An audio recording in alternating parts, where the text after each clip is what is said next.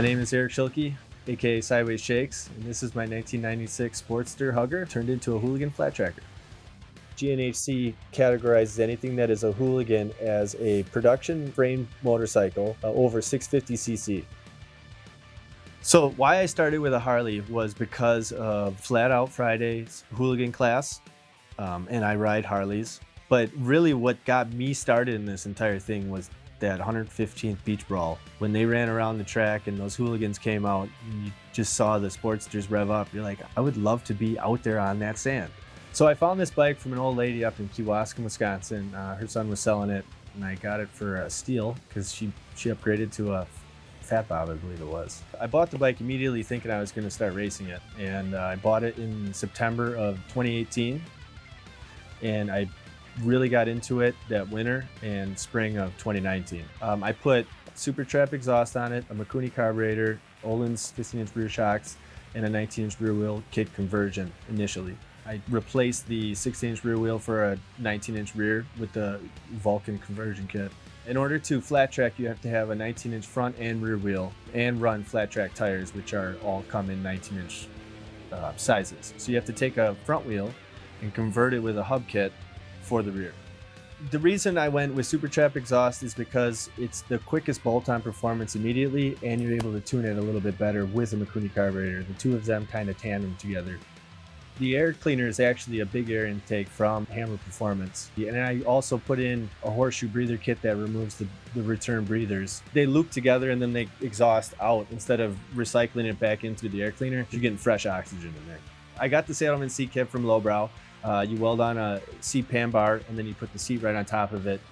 You can run a stock seat, but your seat position and how you move across the track kind of requires a longer cafe style racing seat.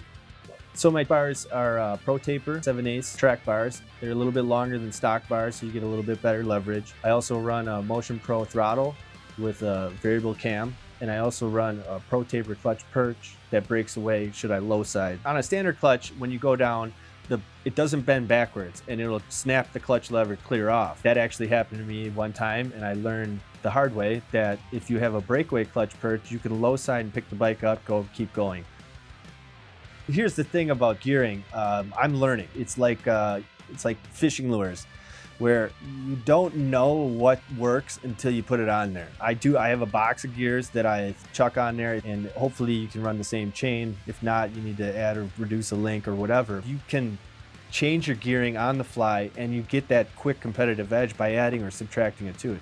Almost all the time, your rear gearing is going to be your deciding factor on where you want to be in what gear. So if you're on a short track with a lot of teeth, you're going to run second gear and touch the rev limiter all the time. Or if you're on a longer track and you're in third gear, you'd gear down a little bit.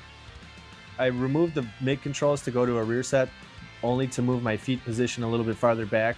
Putting your foot lower and back allows you to plant a little bit of the weight onto that rear wheel and hook up better. The rear set kit that I got is from Louis Lauders up in West Bend Harley. I went up there and Louis kind of gave me some pointers immediately on what I needed and what I didn't need. And he actually, to be honest, was brutally honest. Was like, this sport will buck you faster than you could think. Louis Lauders is like a legend in flat tracking. So walking out of there with the words that he said were kind of special in a way, because it was like, okay, you think you're gonna flat track. Okay, you think you're gonna do this stuff, but wait till you actually do a lap and then come back and tell me how you feel about it. Because I think he saw the vinegar, me walking in with this, oh, I'm gonna flat track this thing. After talking to Louis, it was like, oh, there's more to this than I thought.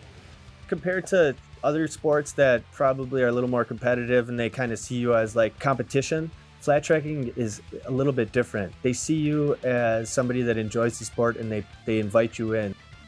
Joining the sport the way I did, it was humbling. You come into this thing thinking you're going to do all these moves and you go around in a circle. How hard can it be?